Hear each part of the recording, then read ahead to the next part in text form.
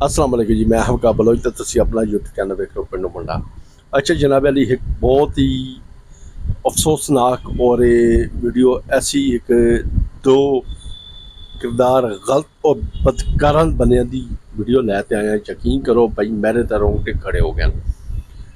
अगर वो बंदा कैमरा लै तो उस खंडर के विच ना टाइम नाल पहुंचया तो यकीन करो फिर एक नन्नी कली एक नन्ना मासूम गुलाब का फुल फिर इन्ना शैताना दा और इन्ना हवाना दा शिकार बन जाना ते उस बच्ची एक फिर इस दुनिया जान तो कूच कर जाना जी। पर बहरहाल मारन वालू बचाने वाली रब की जात वड्डी है। ठीक है दोस्तों, तुसी ए नाल मैं एक वीडियो चलान लगा मेरे अकब दे विच तुसी वेख रहे हो वीडियो। ठीक है, इस वीडियो विच पोजीशन ये वे भाई एक पुराना मकान है, खंडर है। उस खंडर विच दो नौजवान लड़के ते एक बच्ची जिहड़ी नाल नज़र आ रही है तुहानूं, कम से कम उसकी उम्र कोई 5 साल हो सी।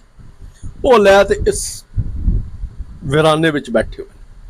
हुण तुसीं कहो भाई ये जिहड़ा मार है उत्तों आ रहा है, एक फरिश्ता बनते ही आया है बच्ची कान, बच्ची रो रही है तो इस अद्धी राती ये बच्चे क्यों लैते बैठे हैं। तुसीं हुण आप समझदार हो, हर चीज़ मैं खोल के तुहानूं नहीं दस सकदा भाई ये क्यों बैठे हैं।